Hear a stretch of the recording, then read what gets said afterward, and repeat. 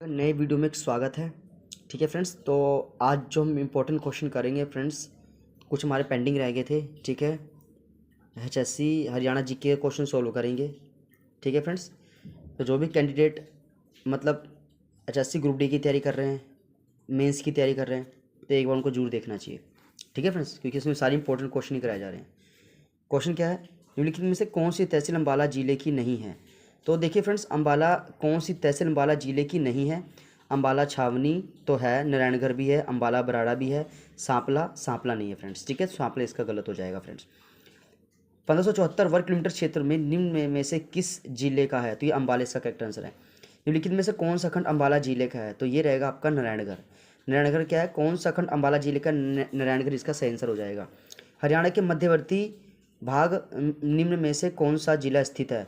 तो ये मध्य में क्या है फ्रेंड्स, बीच बीच में मध्य में। तो फ्रेंड्स देखिए, रोहतक जींद है ना, ये दोनों बिल्कुल मध्य में है। रोहतक जिले की स्थापना कब हुई थी। तो फ्रेंड देखिए, रोहतक जिले की स्थापना हुई थी 1 नवंबर 1966 को, है कि नहीं। जैसे आपका टोटल 7 जिले थे फ्रेंड्स जो इसी डेट को बने थे, 1 नवंबर 1966 को। कौन कौन से थे, पहला गुड़गांवा था फ्रेंड्स, ठीक है ना, वो भी आपका इसी होना था, गुड़गांवा था। ये आपका और कौन सा था फ्रेंड्स, हिसार था, अम्बाला था, रोहतक था, ठीक है ना, झज्जर था, और क्या था, करनाल था, करनाल नहीं फ्रेंड्स, सॉरी कैथल था फ्रेंड्स, है ना। और फिर महेंद्रगढ़ था फ्रेंड्स, ठीक है ना। तो ये सारे के सारे जिले जो है फ्रेंड्स, ये कब बने थे, ये आपके 1966 में ही बने थे फ्रेंड्स। चलिए, निम्नलिखित में से कौन सी तहसील रोहतक रोहतक की नहीं है। तो ये महम रोहतक की तहसील है, सांपला सौदा रोहतक की तहसील है, कलानौर रोहतक में, नारायणगढ़ फ्रेंड्स अभी तो पढ़ा आपने अम्बाला में है, तो ये इसका आंसर नहीं होगा। कौन सा खंड रोहतक जिले का नहीं है। तो देखिए फ्रेंड्स, कलानौर रोहतक में, लाखनबाद रोहतक में, महम रोहतक में, जुलाना ये रोहतक का ब्लॉक नहीं है फ्रेंड्स। निम्नलिखित में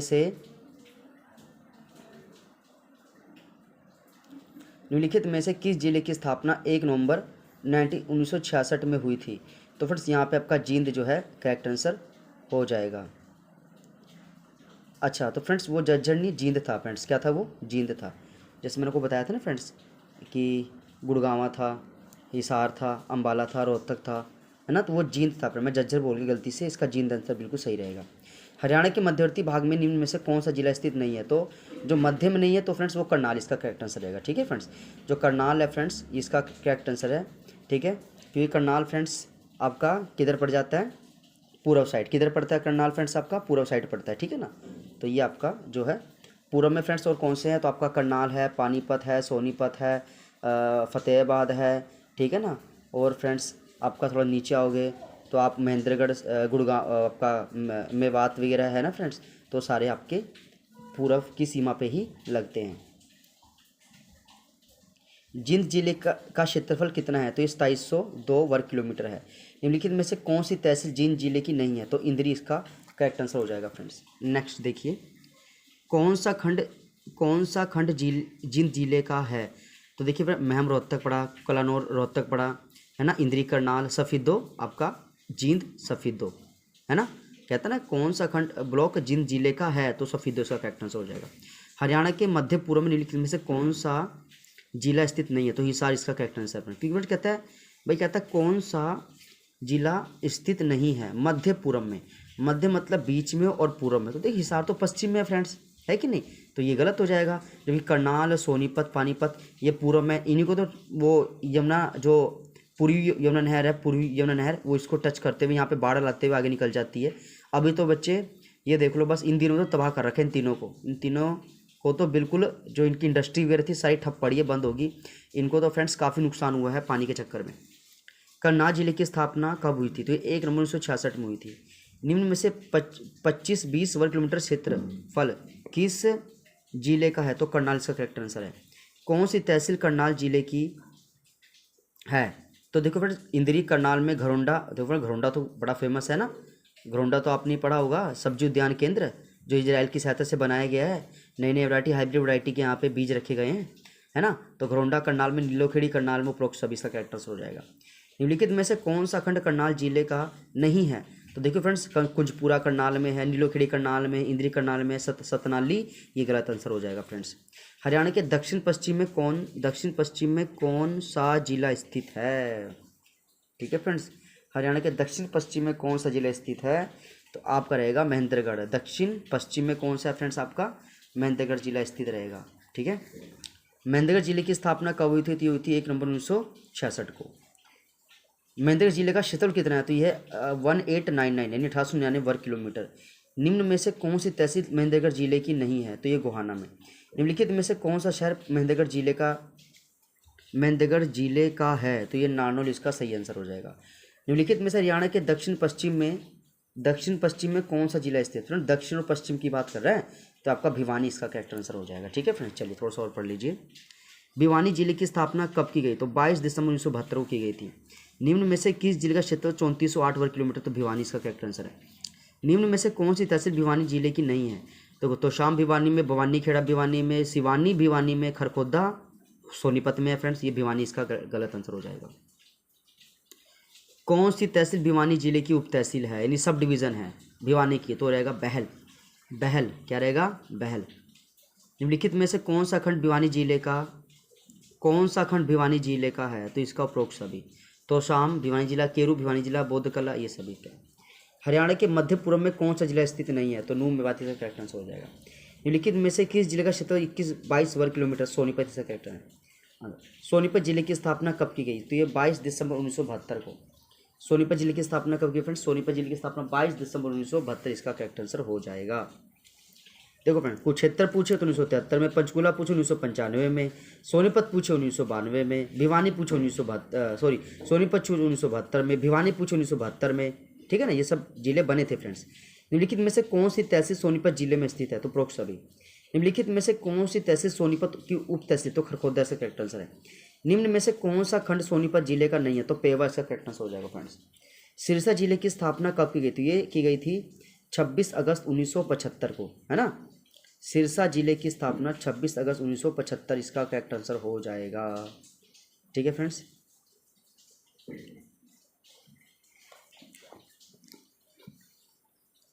हरियाणा के पश्चिम निम्न में से कौन सा जिला स्थित है, तो सिरसा करेक्ट आंसर है। निम्नलिखित में से सिरसा जिले का क्षेत्रफल कितना है, तो 4277 वर्ग किलोमीटर।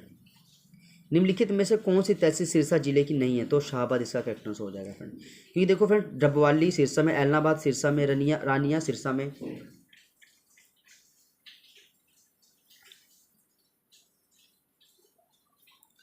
कौन सी तहसील सिरसा की उप तहसील है, तो कलावली इसका करेक्ट आंसर है। निम्न में से कौन सा खंड सिरसा जिले का है, तो ये बड़ा खुड्डा, नाथुश्री चौपाटा, रानिया, उपरोक्त सभी। तो ये सब फ्रेंड्स जो है सिरसा जिले के अंदर ही ब्लॉक है। कुरुक्षेत्र जिले की स्थापना 1973 में, अभी तो मैं बताया था फ्रेंड्स आपको, 23 जनवरी 1973 का करेक्ट आंसर है। हरियाणा के उत्तरी भाग में निम्न में से कौन सा जिला स्थित नहीं है, तो हिसार इसका करेक्ट आंसर है। निम्नलिखित में से किस जिले क्षेत्र 1530 वर्ग किलोमीटर, कुरुक्षेत्र करेक्ट आंसर है। निम्नलिखित में से कौन सी तहसील कुरुक्षेत्र जिले की है, तो इसका रहेगा उपरोक्त सभी। लाडवा तहसील निम्नलिखित में से किस जिले की उप तहसील है, लाडवा, तो यह आएगा कुरुक्षेत्र इसका करेक्ट आंसर है फ्रेंड्स। निम्न में से कौन सा खंड कुरुक्षेत्र जिले का नहीं है, सराहना। हरियाणा के दक्षिणी पूर्वी भाग में कौन सा जिला स्थित है, तो यह फरीदाबाद। क्या है फ्रेंड्स, फरीदाबाद। हरियाणा की दक्षिण पूर्वी भाग में कौन सा जिला स्थित नहीं है, फरीदाबाद।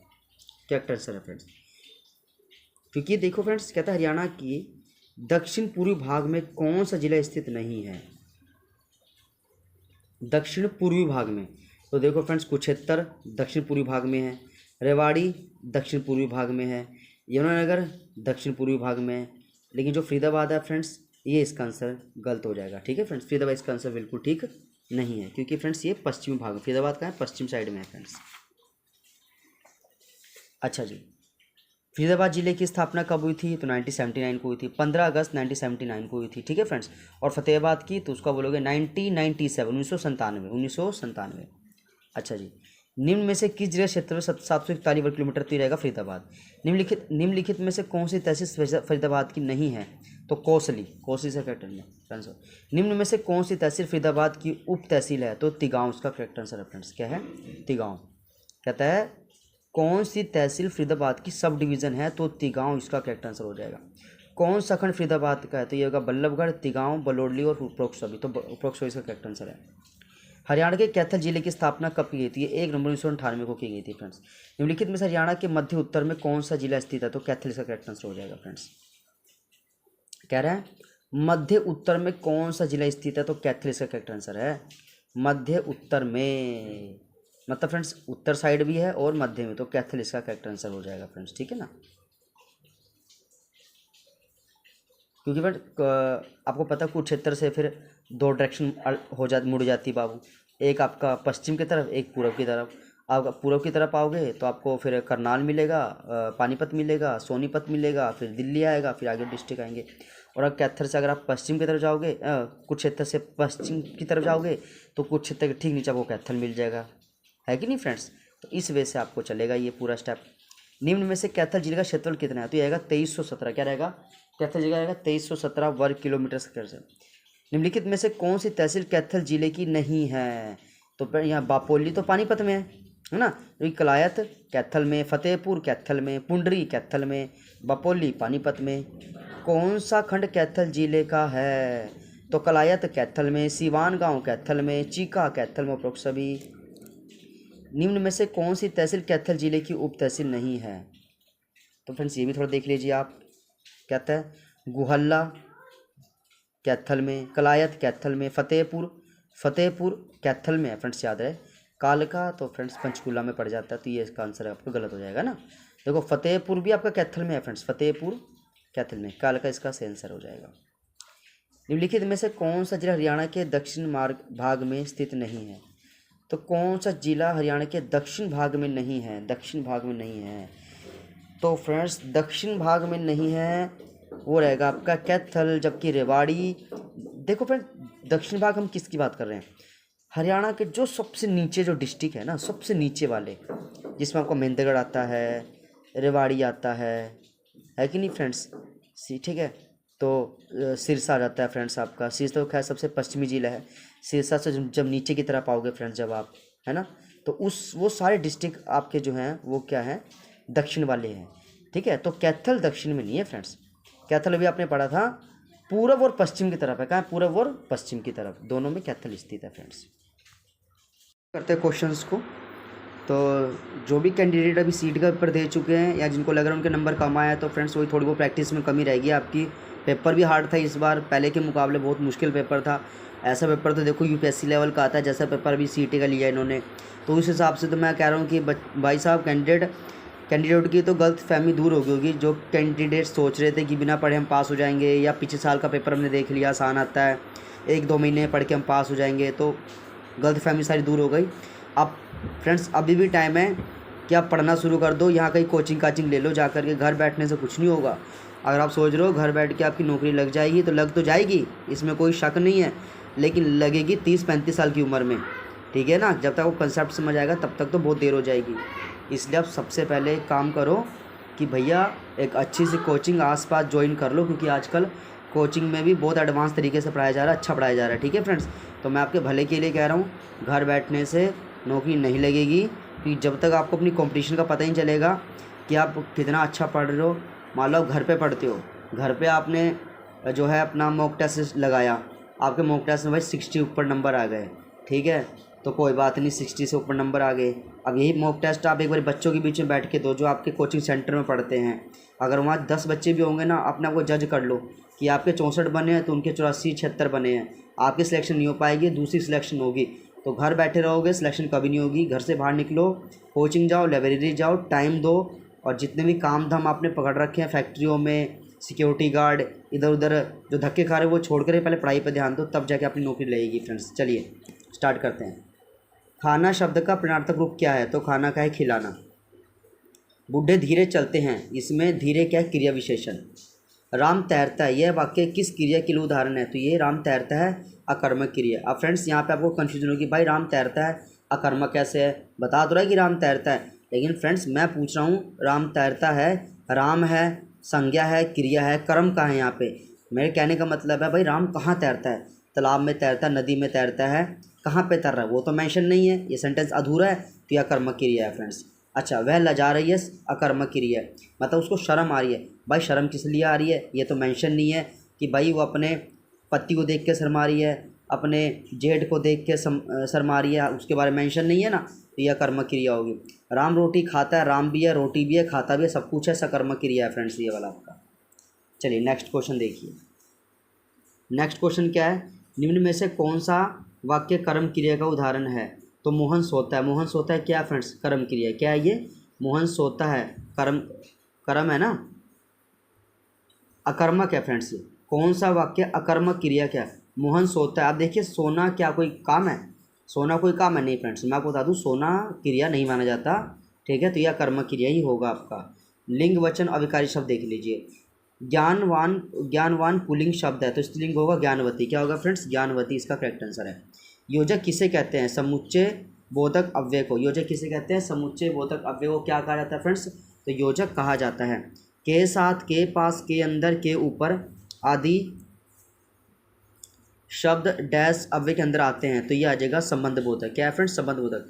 के साथ, के पास, के अंदर, के ऊपर, ये आपका संबंध बोधक करेक्ट आंसर है। निम्नलिखित में से कौन सा शब्द अभिकारक अव्यय है? तो देखिए यहाँ धीरे से देखिए फ्रेंड्स, अभिकारक शब्द वो शब्द होते हैं जो पूरे वाक्य में मतलब वाक्य चेंज हो जाए तो इन पर कोई चेंज नहीं होगा। जैसे फ्रेंड्स मैंने बोला भाई मोहन धीरे धीरे चलता है, तो मोहन बोला ना मैंने, तो आपने धीरे धीरे लगाया। मैंने बोला सीता धीरे धीरे चलती है, अब मैं चलता को चलती कर दिया, लेकिन धीरे पे कोई फर्क पड़ा नहीं पड़ा, तो ये अभिकारक यानी अव्यय है जिसपे लिंग वचन कारक सर्वनाम का कोई प्रभाव नहीं पड़ता। राम चिट्ठी लिखता है, ये क्या है? राम चिट्ठी, इसका भूतकाल था ना, तो राम चिट्ठी लिख चुका है। ठीक है, आगे पढ़े। आज का काम कल पर नहीं छोड़ना चाहिए। इस वाक्य में कल शब्द क्या है? तो कल एक काल है, मतलब समय की बात हो रही है ना फ्रेंड्स। काल आपको पता है समय को कहा जाता है। चलिए नेक्स्ट पढ़िए। हाथी डैश है तो हाथी चिंघाड़ता है। क्या करता है? हाथी चिंघाड़ता है फ्रेंड्स। चलो मैं आपको बता देता हूँ। देखिए हाथी चिंघाड़ता है, मधुमक्खियाँ भिनभिनाती है, मेंढक टर्राता है, घोड़ा हिनहिनाता है, ये आपका आंसर हो जाएगा। शेर शब्द का स्त्रीलिंग क्या है? तो शेरनी इसका करेक्ट आंसर है। दुर्दशा शब्द का अर्थ है बुरी दशा। पुरुष शब्द का अर्थ होता है कठोर। देखो फ्रेंड्स ये पुरुष वाला तो भाई पेपर में भी आया था ना, तो ऐसे ऐसे क्वेश्चन तो मैं कह रहा हूँ आपको बस सीटी के लिए फेवरेट है, आ ही जाते हैं। समान अर्थ देने शब्द को चुनकर। प्रकाश का रोशनी करेक्ट आंसर है। बाहें का एक वचन बाहाँ, इसका करेक्ट आंसर हो जाएगा। लड़की जाती है, इसका अपूर्ण भूतकाल बताना है, तो लड़की जा रही थी। लड़की जाती है, इसका अपूर्ण भूतकाल क्या होगा? लड़की जा रही थी। साधुओं का साधु।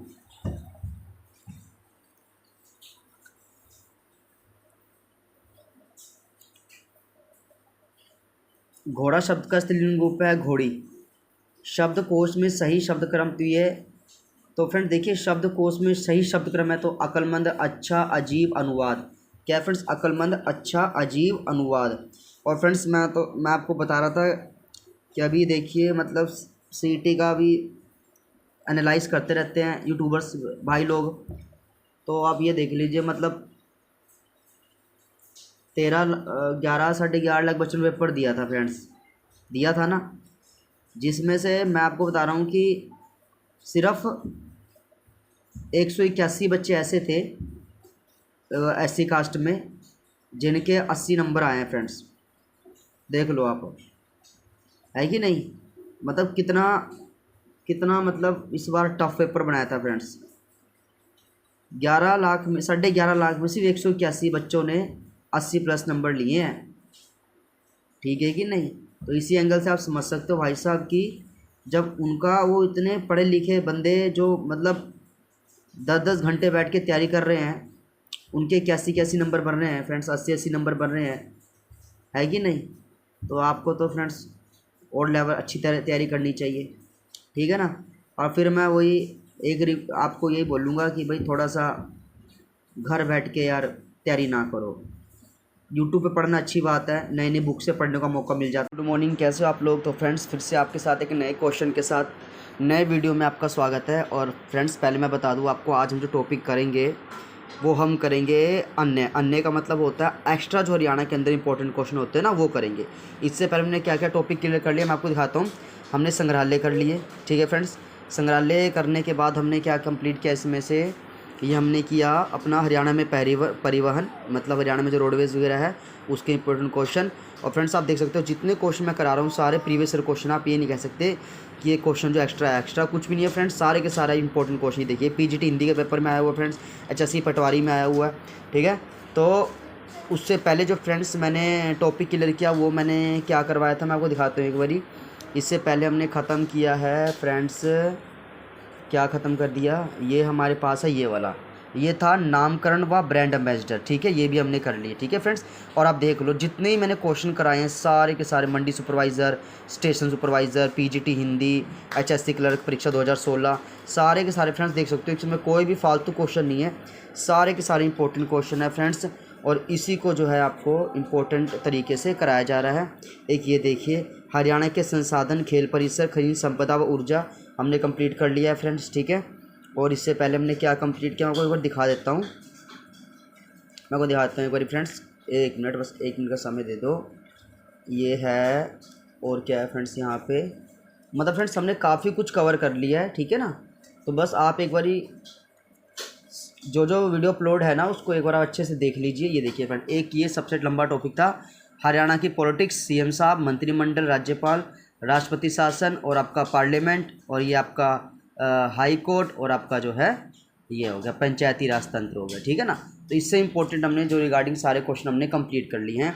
अब जो मैं कराऊंगा ना फ्रेंड्स, तो वो टॉपिक मेरे पास आपके कराने के लिए है, वो है अन्य। अन्य का मतलब होता है कुछ एक्स्ट्रा, ठीक है ना। जो एक्स्ट्रा इंपॉर्टेंट क्वेश्चन है वो बताता हूँ, देख लीजिए कैसे क्वेश्चन आते हैं एक्स्ट्रा में। तो सबसे पहले आपके पास आता है भाई, सीडीपी का मुख्य लक्ष्य क्या है। सीडीपी का मुख्य लक्ष्य क्या है, तो ध्यान से देखिए। पहले है ग्रामीण समुदाय का चहुमुखी विकास और कल्याण, ठीक है, और ग्रामीणों को आत्मनिर्भर व प्रगतिशील बनाना। एक और कृषि के आधुनिकीकरण, और दूसरी ओर कुटीर उद्योग के लिए विकास करना, उपरोक्त सभी। तो इसका सही आंसर आपके पास हो रहेगा सीडीपी। मतलब सीडीपी क्या होता है एक बार देख लीजिए, इसका ऐसा आंसर तो इसका उपरोक्त सभी है।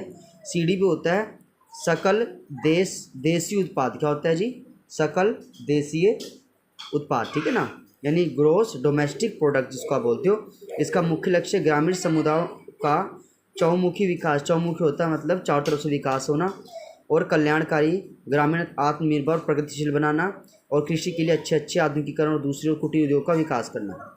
अगला देखिए, हरियाणा का राज्य वृक्ष कौन सा है, तो यहाँ पीपल। अभी फ्रेंड्स मैं आपको बता रहा हूँ, ये पेपर में क्वेश्चन आया हुआ था सीटी के अंदर, जो पेपर था 27 का इवनिंग का, हरियाणा का राज्य वृक्ष कौन सा, पीपल है। और मैं बता रहा बच्चे इसका वट वृक्ष करा है, वट वृक्ष पता नहीं क्या क्या लिखा हुआ था वो करा है, ठीक है। तो फ्रेंड्स मैं आपको बता दूँ, कहीं किसी किताब में अगर पीपल नाम ना हो तो आपको वट वृक्ष लगाना है, अगर पीपल दे रखा है तो पीपल को ही टिक करना है आपने, ठीक है ना। आपको ऐसी कुछ बुकों में लिखा हुआ है कि भाई पीपल ऑप्शन में कहीं भी नहीं है, तो उन्होंने वट वृक्ष सही मान रखा है, लेकिन जब पीपल एग्जैक्ट आंसर है तो भी वट वृक्ष लिख के तो गलत हो जाएगा आपका आंसर। चलिए एक और देखिए, बाटा जूता कारखाना किस जिले में है, तो ये फरीदाबाद में इसका करेक्ट आंसर हो जाएगा। हरियाणा केसरी का किताब किसे दिया गया, तो पंडित नेकीराम शर्मा को। मेवात में बोली जाने वाली हरियाणा भाषा का प्रभाव नहीं है, तो पंजाबी इसका करेक्ट आंसर है। भक्त व संगीता के सूरदास किसके समकालीन थे, अकबर के, इसका करेक्ट आंसर हो जाएगा। सत्यार्थ प्रकाश के लेखक कौन है, स्वामी दयानंद सरस्वती। रत्नावली किसकी प्रसिद्ध रचना है, तो ये हर्षवर्धन इसका करेक्ट आंसर है। रत्नावली किसकी है, तो फ्रेंड देखिए रत्नावली हो गया का, और एक कादम्बरी हो गया है ना, ये हर्षवर्धन ने लिखी थी फ्रेंड्स, ठीक है। देखो हर्षवर्धन ने रत्नावली की रचना की थी। हर्षवर्धन कवि और नाटककार भी थे। हर्षवर्धन के 3 नाटक प्रसिद्ध हैं। हर्षवर्धन के कौन कौन से फ्रेंड्स वो देख लो एक बार आप, प्रियदर्शिका, रत्नावली और नागानंद, ठीक है ना। क्या क्या है, एक तो है आपका हर्षवर्धन की जो 3 थी वो क्या था, प्रियदर्शिका, रत्नावली और नागानंद, ये इसका जो है बिल्कुल करेक्ट आंसर हो जाएगा, ठीक है फ्रेंड्स। और जबकि जो है जो कादम्बरी है फ्रेंड्स, कादम्बरी और हर्षचरित वो बाणभट्ट की है, किसकी है फ्रेंड्स, बाणभट्ट की। चलिए आगे देखिए, त्रिलोक दर्पण पुस्तक किसके द्वारा लिखी गई थी, तो ये नेमी चंद्र के द्वारा लिखी गई थी। हरियाणी रामायण की रचना किसने की थी, तो ये खुदा बख्श अहमद ने की थी फ्रेंड्स, ठीक है। देखो रामायण तो हरियाणवी था लेकिन नाम है मुस्लिम, तो आप इस तरह से भी याद कर सकते हो। हरियाणवी रामायण की रचना किसने की थी, खुदा बख्श अहमद ने की थी। पानीपत के बाहुली में कौन सा कारखाना, तो भारतीय तेल निगम लिमिटेड की तेल रिफाइनरी यहाँ पे करेक्ट आंसर हो जाएगा। अरावली का गोल्फ मैदान हरियाणा के किस जिले में बना है, तो ये फरीदाबाद इसका करेक्ट आंसर हो जाएगा फ्रेंड्स, ठीक है। हरियाणा सरकार कौन से जिले में $5 बिलियन के नए औद्योगिक नगर क्षेत्र का विकास करने जा रही है, तो गुरुग्राम इसका करेक्ट आंसर हो जाएगा। खालसा पंथ की स्थापना किस महीने हुई थी, तो ये बैसाखी इसका करेक्ट आंसर है। राष्ट्रीय राजधानी में कौन सा नगर स्थित नहीं है, तो फ्रेंड्स ये आपको थोड़ा सा मैं बता दूं, देखिए हिसार जो है ना, हिसार एनसीआर में नहीं आता, नेशनल कैपिटल रीजन के अंदर हिसार नहीं आता। टोटल 14 जिले आते हैं, ठीक है फ्रेंड, जिसमें हिसार आपको नहीं टिक करना, हिसार इसका आंसर जो है गलत हो जाता है। आगे देखिए, कुरुक्षेत्र जिले में चीनी मिल किस स्थान पर है? तो ये शाहबाद इसका करेक्ट आंसर हो जाएगा। संस्कृत ग्रंथ श्री भक्त फूल सिंह चरित्र के लेखक कौन है? तो पंडित विद्यानिधि, ये भी इसका करेक्ट आंसर हो जाएगा। लोकहित मामलों पर सलाह और चर्चा के लिए क्षेत्रीय परिषद की स्थापना की। हरियाणा राज्य किस क्षेत्र के अंदर आता है? तो उत्तरी क्षेत्र में आता है फ्रेंड्स, उत्तरी क्षेत्र इसका करेक्ट आंसर हो जाएगा। भारतीय सेना के पश्चिमी कमांड का मुख्यालय स्थित है? तो ये आपका रहेगा पश्चिमी कमांड का ये चंडी मंदिर यानी चंडीगढ़, इसका करेक्ट आंसर हो जाएगा फ्रेंड्स। हरियाणा के स्वतंत्र सेनानी पंडित नेकीराम शर्मा का जन्म हुआ था? तो ये हुआ था 4 सितंबर 1887 को। कब हुआ था फ्रेंड्स? 4 सितंबर 1887 को। मैं आपको ट्रिक वैसे बता देता हूँ भाई, हरियाणा के जो स्वतंत्र सेनानी थे पंडित नेकीराम शर्मा जी, उनका जन्म कब हुआ था? तो 4 सितंबर 1887 को हुआ था। ठीक है, थोड़ा सा ट्रिक बताता हूँ। देखिए फ्रेंड्स, पंडित नेकीराम शर्मा ये आपका जो है काफ़ी जो है क्रांतिकारी प्रसिद्ध हुए हैं। ठीक है ना, हरियाणा के अंदर इन्होंने काफ़ी जो है अंग्रेज़ों का भी डट कर मुकाबला किया, कई बार जेल भी गए। ठीक है ना, तो कहने का यूँ बस इन्होंने मतलब क्या कर दिया, इन्होंने मतलब सितम ढा दिया। किसके ऊपर सितम ढा दिया भाई? अंग्रेज़ों के ऊपर। भाई हमें आज़ादी दो। ठीक है, इतना उनको मतलब परेशान कर दिया कि उन्होंने भी बोला भाई कि मतलब ये बंदा तो भाई पूरा एक बहुत परेशान कर रहा है। सितम से आपको करना है सितंबर, क्या करना है फ्रेंड्स? सितंबर यहाँ पे करना है। ठीक है ना, और बाकी ऑप्शन में देखो यहाँ पे 4 सितंबर 1887 है। ठीक है, तो इसका बस ये आपको याद रखना है, 4 सितंबर 1887 इसका करेक्ट आंसर हो जाएगा। ठीक है जी, चलिए। एक है भारत के विदेशी मामलों की मंत्री सुषमा स्वराज का जन्म कहाँ हुआ था? तो ये अम्बाला कैंट में। कहाँ हुआ था फ्रेंड्स? अम्बाला कैंट में हुआ था। भारत के विदेशी मामलों के मंत्री सुषमा स्वराज का जन्म हुआ था अम्बाला कैंट में। और एक बार देख लीजिए, देखिए इनका जन्म जो है 14 फरवरी 1952 में अम्बाला में हुआ था। वह दिल्ली की पहली महिला मुख्यमंत्री भी बन चुकी थी। ठीक है ना फ्रेंड्स, ये भी क्वेश्चन इंपॉर्टेंट आ सकता है भाई कि 14 फरवरी 1952 में इनका जन्म हुआ था। ठीक है, और वह दिल्ली की पहली महिला मुख्यमंत्री भी थी। वे 27 वर्ष की उम्र में हरियाणा में बीजेपी के अध्यक्ष बनी। मतलब 27 साल की थी और वो बीजेपी की जो है एक मेंबर बन गई फ्रेंड्स। 1990 में पहली बार राज्यसभा के लिए चुनी गई थी। 90 में 1996 में पहली बार 11वीं लोकसभा के लिए चुनी गई फ्रेंड्स। ठीक है ना, तो पहले राज्यसभा के लिए चुनी गई और फिर लोकसभा के लिए। 90 में राज्यसभा के लिए और 96 में लोकसभा के लिए। वह अटल बिहारी वाजपेयी की 13 महीने की सरकार में केंद्रीय सूचना प्रसारण मंत्री भी रही थी फ्रेंड्स। ठीक है, तो ये क्वेश्चन सुषमा स्वराज के देखो फ्रेंड्स, तो काफ़ी जो है इम्पोर्टेंट नाम है। और अगर आपसे पूछे जाए सुषमा स्वराज हवाई अड्डा हरियाणा में कहाँ पे? तो अम्बाला के अंदर है। ठीक है, अम्बाला सिटी। तो फ्रेंड अम्बाला 2 पार्ट में डिवाइड है, अम्बाला सिटी, अम्बाला कैंट। तो अम्बाला सिटी का जो बस अड्डा है फ्रेंड्स, वो सुषमा स्वराज के नाम से ही प्रसिद्ध है। एक और देखिए फ्रेंड्स, यहाँ पे भाई कहता है गलत क्या है? तो काबली बाग पानीपत में, नवग्रह कुंड कैथल में, जल में नारनौल में, ज्योतिश्वर सरोवर अम्बाला में गलत हो जाएगा। ज्योतिश्वर सरोवर बच्चा आपका कहाँ रहेगा वैसे? ये कुरुक्षेत्र में। ज्योतिश्वर सरोवर कहाँ है बाबू? कुरुक्षेत्र में है ना, तो इन्होंने अम्बाला लिखा होता है, ये आपका गलत है। भारत के प्रसिद्ध शास्त्रीय गायक पंडित जसराज का जन्म कहाँ हुआ था? तो हिसार इसका भाई करेक्ट आंसर आपको कर देना। थोड़ा सा आप पढ़ लीजिए इनके बारे में। अब देखिए फ्रेंड्स, अभी मैंने आपको बताया था भाई पंडित नेकीराम शर्मा, उन्होंने सितम ढा दिया ना, तो 4 सितंबर 1880 को उनका जन्म हुआ था। ठीक है फ्रेंड्स, अब एक पेपर में आता है भाई जसराज का जन्म हुआ था, तो हिसार में हुआ था। ठीक है, अब ये देखिए भारत के प्रसिद्ध शास्त्रीय गायक पंडित जसराज का जन्म जनवरी में, कब? जनवरी 1930 को फतेहाबाद में हुआ था। और ये हुआ था पीली मंदोरी में हुआ था। 28 जनवरी 1990 को हुआ था, फतेहाबाद में हुआ था। और ये हुआ था आपका पीली मंदोरी का हुआ था, पीली मंदोरी। ठीक है ना। अब फ्रेंड्स चलो मैं थोड़ा सा आपको बताता हूँ, उसकी ट्रिक सुन लो पहले तो एक बारी फ्रेंड्स। ट्रिक क्या है भाई कि जसराज जी क्या करते थे भाई, ये शास्त्रीय गायक थे, है ना। अब गाना सुनने का समय देखो आज के समय में किसके पास भी नहीं होता, लेकिन गाना आप किस महीने में सुनते हो? जब आपको लगता है भाई बाहर काम पे नहीं जाया जा रहा, बाहर बहुत ज़्यादा ठंड है, हाथ काँप रहे हैं, हाथ काम नहीं कर रहे हैं, हमसे कुछ हो नहीं पाएगा, कंबल उठाया पड़े हैं कंबल के अंदर, तो आप क्या करोगे? जब कंबल में बैठो या पढ़ाई करोगे या सॉन्ग सुनोगे, गाना सुनोगे ना फ्रेंड्स आप, तो सबसे ज़्यादा ठंड किस महीने में होती है हरियाणा में? तो जनवरी में होती है ना फ्रेंड्स। तो यहाँ पे जनवरी आपको बताना है। जनवरी में बैठोगे तो आप क्या करोगे? शास्त्रीय गायक यानी जो है गीत सुनोगे नहीं सुनोगे? बिल्कुल सुनोगे। तो 28 जनवरी 1930, ठीक है ना फ्रेंड्स। मेन फ्रेंड्स मैं भी आपको बता रहा हूँ भाई महीना की जो कैसे याद करना, क्योंकि कई बार पेपर में क्या होता है डेट सेम होती है, मंथ आपको अलग कर देते हैं, मंथ आपको जो है चेंज कर देते हैं कि भाई अगर HSC को पेपर टफ बनाना है ना आपके लिए, तो इतना ही करेंगे। वो क्या करते हैं, थोड़ा सा डीपली से पूछ लेंगे। अब बच्चा क्या करता है, सन याद कर लेगा, मंथ छोड़ देगा, है कि नहीं। लेकिन अब क्या हो रहा है कि एक तो क्वेश्चन आपका सब्जेक्टिव टाइप में आ रहा है। सब्जेक्टिव होता है भाई कि लंबे लंबे आपसे डायरेक्शन पूछी जाती है, उसका आंसर बताना आपको है ना। तो पहले तो एक ही फॉर्म में होता से पहले ऐसे आता था भाई, क्वेश्चन आता था गलत युग्म का चयन करें, आपने पढ़ा 2 मिनट में लगा दिया।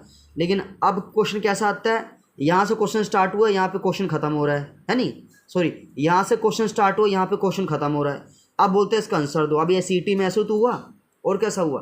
अभी जो सीटी में जो 26 का जो पहली शिफ्ट का पेपर था, मैं कह रहा हूँ आपको कितने, एक ही क्वेश्चन के अंदर 400 500 शब्द पूछ रखे थे। अब भाई बच्चा पढ़ते पढ़ते उसको टाइम वेस्ट करता जा रहा है, और पेपर में बैठा भी है, पेपर करना भी है, कैसे करेगा। उसने पढ़ा इस वे का क्वेश्चन पढ़ा है, आगे यहाँ से लेके यहाँ तक का क्वेश्चन, तो यहाँ पे तभी तो ये जो है रिज़ल्ट अटका पड़ा है कि भाई क्या इसका कैसा सोल्यूशन निकाला जाए। तो भाई सरकार तो कह रही है कि जो सुप्रीम कोर्ट का ऑर्डर होता है भाई, नॉर्मलाइजेशन का जो फॉर्मूला वो अपनाया जाए, तो उसी के भी यहाँ पे रिजल्ट आएगा फ्रेंड्स, ठीक है ना। तो अब यहाँ पे देखिए पंडित जसराज का क्या रहेगा, यहाँ पे ये रहेगा आपका जनवरी, क्या रहेगा, जनवरी रहेगा। अब ऐसे में बता देखो, जा से जसराज और जा से जनवरी, ठीक है ना। जैसे भी आप याद कर लो, कोई दिक्कत वाली बात नहीं है, बस आपको याद होना चाहिए ये। दूसरा क्या है, फतेहाबाद, क्या फतेहाबाद। अब इसकी ट्रिक भी सुन लो भाई, फतेहाबाद की क्या ट्रिक है। इन्होंने शास्त्रीय गीत गाया, और दूसरे जो हिप हॉप गा रहे थे, पॉप सॉन्ग गा रहे थे, हैं। अब लोगों को शास्त्रीय गीत ज़्यादा पसंद है, तो उन्होंने क्या बोला भाई, शास्त्रीय गीत पसंद है, तो भाई शास्त्रीय गीत इन्होंने गाया। अब सब लोग इनकी फतेह करने लगे। फतेह मतलब भाई इन्होंने फर्स्ट पोजीशन ले ली, है कि नहीं, इनको फर्स्ट पोजीशन मिली, इनकी सब जगह फतेह होने लगी। तो फतेह से फतेहाबाद, क्यों फतेह होने लगी, क्योंकि उन्होंने शास्त्रीय गीत जो गाया था, और शास्त्रीय गीत लोगों को ज़्यादा पसंद आता है, क्योंकि हमारे ये उससे किससे, हमारी संस्कृति से जुड़ा होता है ना, इसलिए लोगों को ज़्यादा पसंद आता है फ्रेंड्स ये, ठीक है। चलिए और थोड़ा और देख लेते हैं। देखिए जसराज का संबंध जो मेवाती घराने से है। अंतर्राष्ट्रीय खगोल संघ ने 11 नवंबर 2006 को खोजे गए हीन ग्रह 2006 को पंडित जसराज के सम्मान में पंडित जसराज का नाम दे दो। कितनी बड़ी बात है, मतलब क्या कुछ लिखा हुआ है, ठीक है। और ये नहीं कभी आपने पढ़ा होगा, यहाँ पे क्या लिखा हुआ भाई कि 2006 में एक ग्रह खोजा गया था जो था VP32, ठीक है।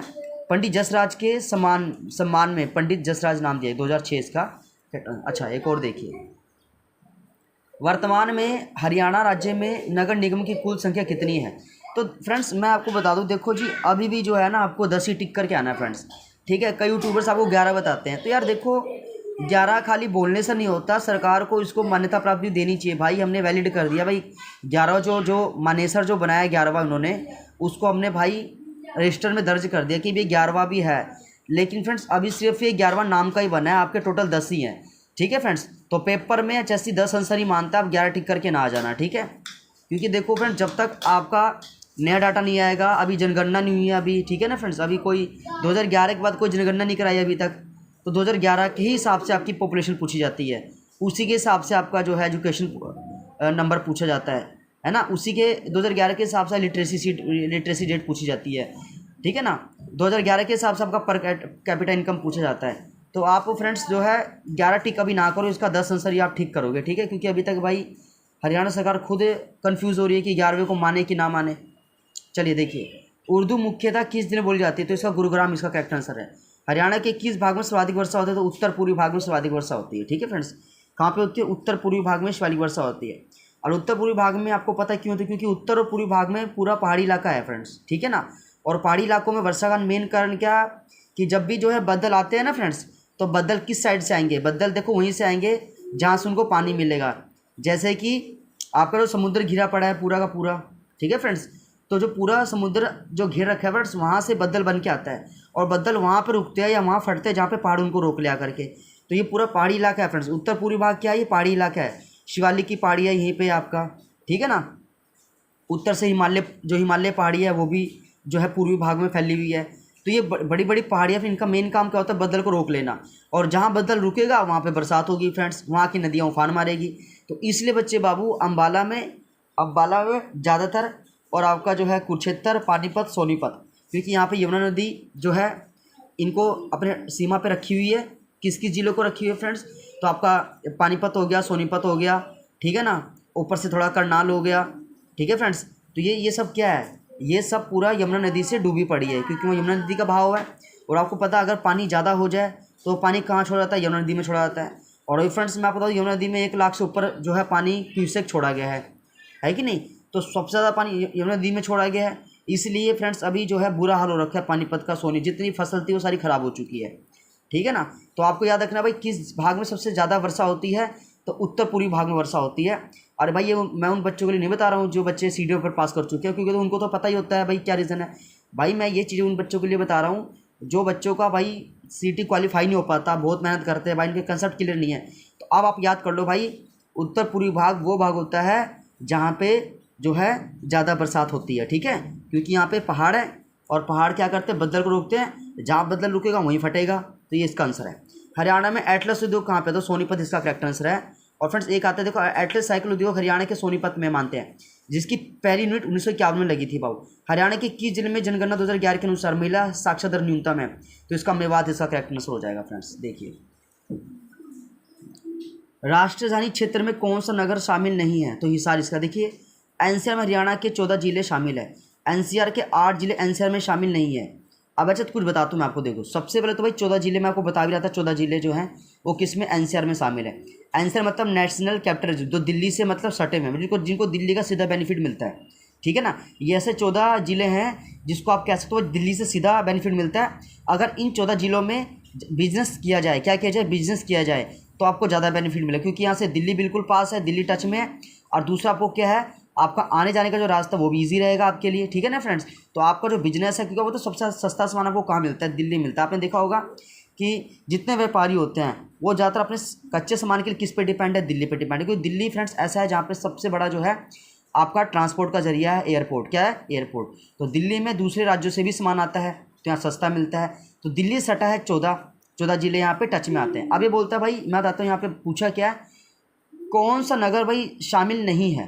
तो मैंने आपको पहले बताया था, क्वेश्चन 2 बार आ गया है ना। तो हिसार यहाँ पे शामिल नहीं है फ्रेंड्स। और कुछ बताता हूँ इसके बारे में। देखो हरियाणा के 8 जिले जो एनसीआर में शामिल नहीं होते, अभी 8 देखो, इनका दूर दूर से कोई रिश्ता नहीं है भाई।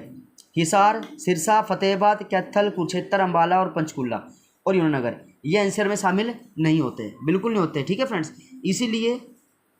इसीलिए कह सकते हैं कि यहाँ पे आप कह सकते हो इंडस्ट्रियाँ तो हैं, लेकिन वो थोड़ी इंडस्ट्रियाँ, ज़्यादा इंडस्ट्रियाँ नहीं है फ्रेंड्स। क्योंकि इनको सामान लाने में ले जाने में तो ज़्यादा दिक्कत होता है, बस ये अपने खेती बाड़ी पे डिपेंड होते हैं, ठीक है। आगे देखिए, हिंदुस्तान मशीन टूल एचएनटी लिमिटेड किस नगर में है, तो ये पिंजौर इसका करेक्ट आंसर हो जाएगा, ठीक है फ्रेंड्स। और फ्रेंड्स मैं कुछ बताऊँ, देखो अभी तो इनके बारे में सिर्फ लिखा हो पिंजौर, लेकिन अभी कहीं कहीं में सूचना मिलती है भाई ये फैक्ट्री, अब एचएमटी फैक्ट्री बंद कर दी गई है, लेकिन सरकार उसको दोबारा खोलने के प्लान में, क्योंकि काफ़ी लोगों का रोजगार यहाँ से छिन गया, ठीक है। बहुत बड़ी फैक्ट्रीज थी ये, ठीक है।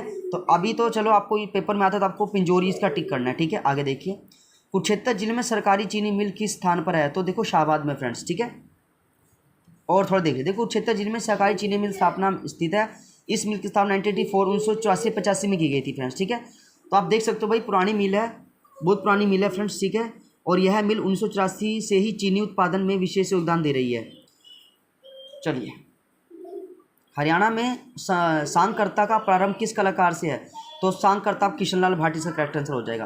निम्नलिखित में से किस स्थान में होंडा मोटरसाइकिल का निर्माण, तो मानेसर का करेक्ट आंसर है। हरियाणा प्रदेश में कौन सा महीना वर्ष का सबसे ठंडा महीना होता है, जबकि तापमान हिमांक तक पहुंच जाता है, तो फ्रेंड्स अभी तो मैंने बताया आपको कि भाई जनवरी में, अभी मैंने ट्रिक बताई थी ना आपको, पंडित जसराज के तरफ जनवरी में हुआ था कि नहीं हुआ था, क्योंकि जहाँ से जसराज और जहाँ से जनवरी है, मैंने बताया था ना फ्रेंड्स आपको। और क्या बताया था, 28 जनवरी 1930, क्या बताया था मैंने, 28 जनवरी 1930। पर फ्रेंड्स याद रखो, आपको भूलना नहीं है, आपको भूलना नहीं है फ्रेंड्स, भूलते रहोगे वो आपका काम खराब होता जा रहा है, ठीक है ना।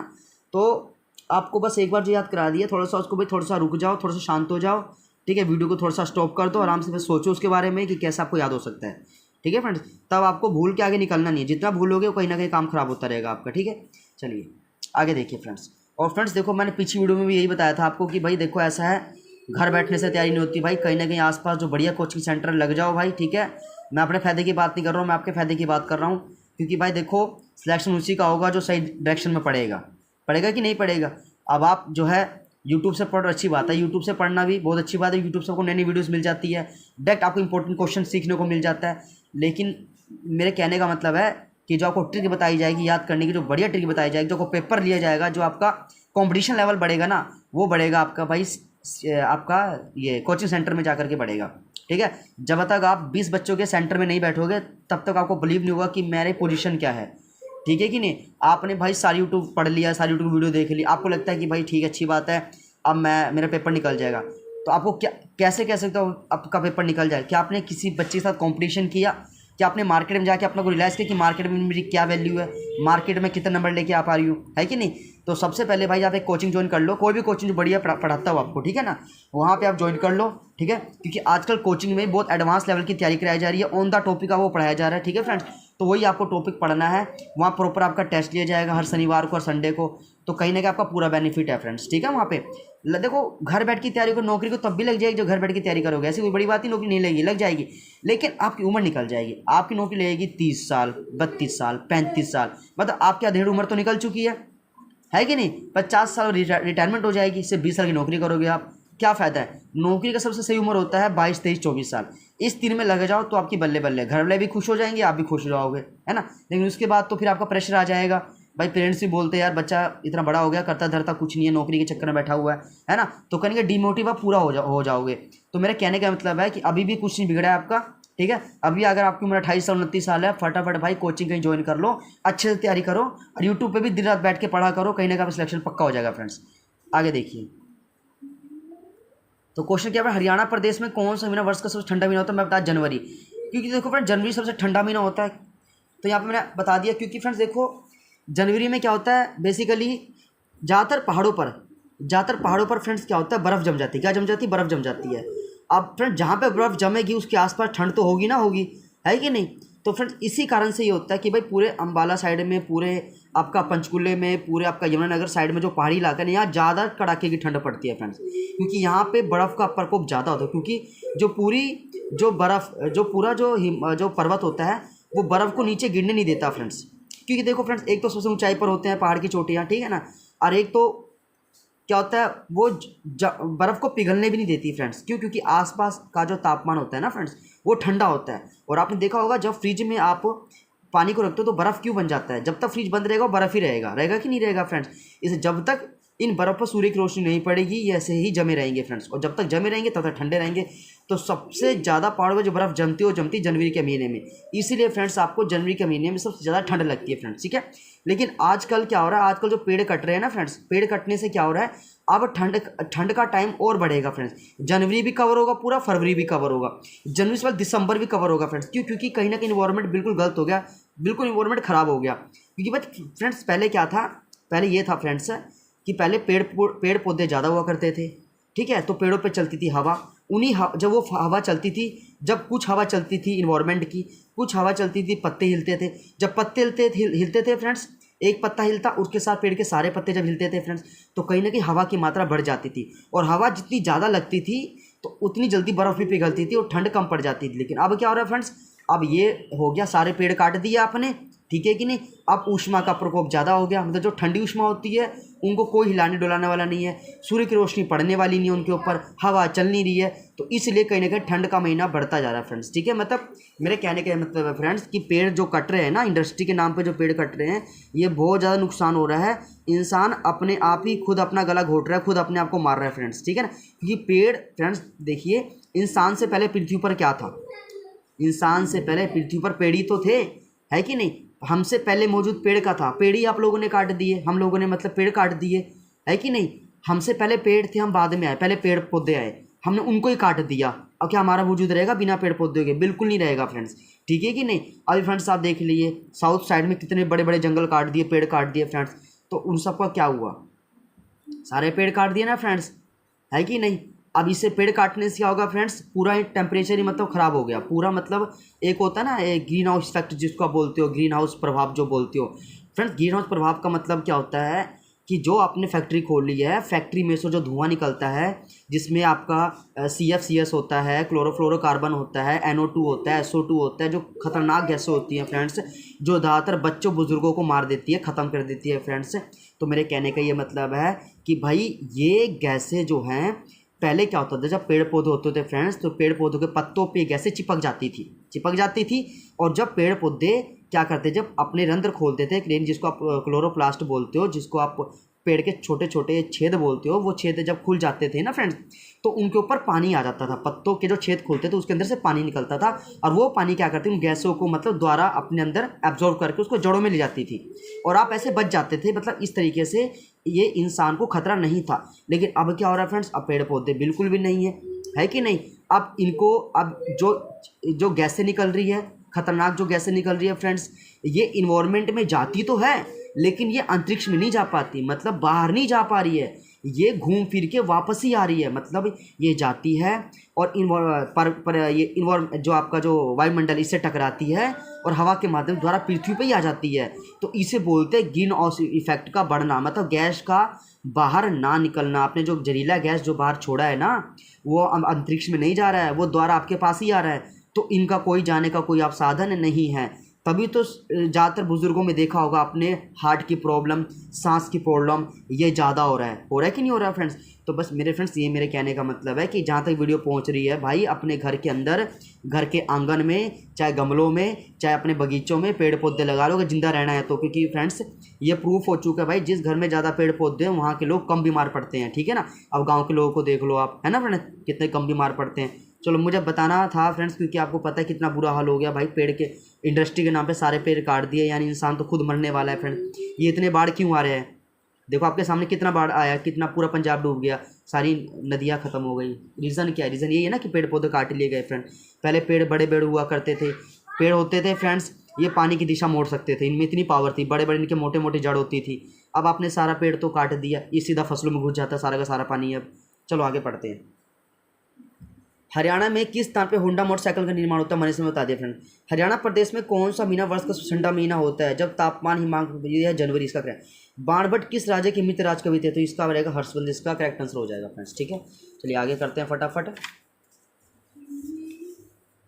इंडियन इंस्टीट्यूट ऑफ मैनेजमेंट कहाँ पे है, तो रोहतक किसका है। पानीपत के बाहुली में कौन सा खाना था, तो ये फ्रेंड तेल शोधा कारखाना, इसका क्या है। और फ्रेंड्स देखो, तेल शोधा कारखाना मैं बता दूं बहुत बड़ी रिफाइनरी है फ्रेंड्स, ये तो फ्रेंड्स आपको पानीपत के रास्ते से ही दिख जाएगी, और बोर्ड भी लगा हुआ है पानीपत तेल शोधा कारखाना। आप देखोगे अंदर 100 मीटर, तो आप जब देखोगे कि भाई आपको ये NH1 से ही आपको दिख जाता है फ्रेंड्स, ये नेशनल हाईवे 1 से दिख जाएगा। अच्छा अब ये देखिए, क्या था, पानीपत जिले गठन 1989 में हुआ था, ठीक है फ्रेंड्स। तो थोड़ा सा इसको पढ़ लेते हैं ना।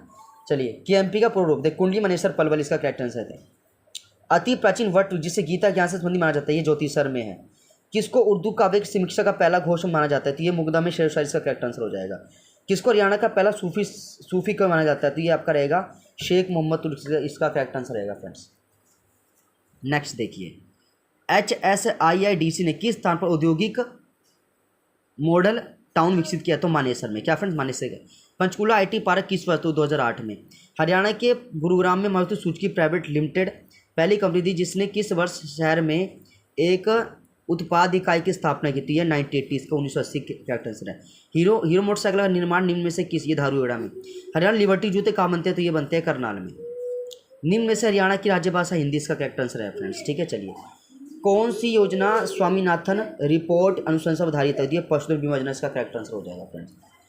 आकाशवाणी रोहतक की स्थापना 8 मई 1976 को हुई थी। शीर्षवा स्थिति किस जिले में फैली थी, हिसार में फैली थी वो।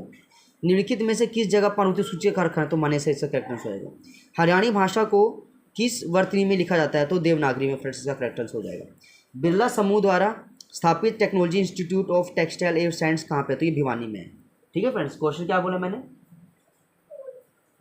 क्वेश्चन बोला है, बिरला समूह द्वारा स्थापित टेक्नोलॉजी इंस्टीट्यूट ऑफ टेक्सटाइल, ये भिवानी में है।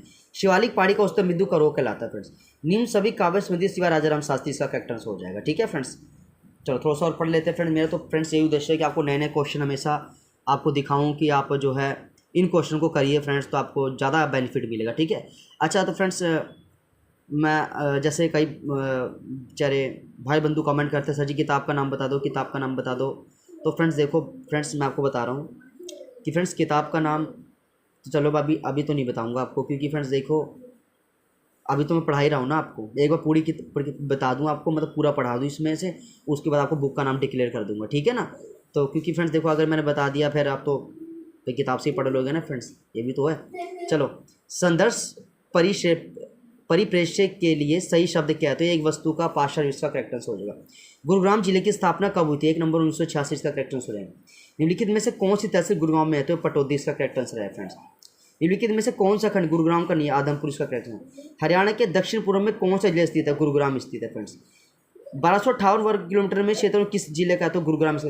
हरियाणा के पश्चिम में निम्न में से कौन सा जिला स्थित है? हिसार। हिसार जिले की स्थापना कब हुई थी? 1 नंबर 1966 को हुई थी फ्रेंड।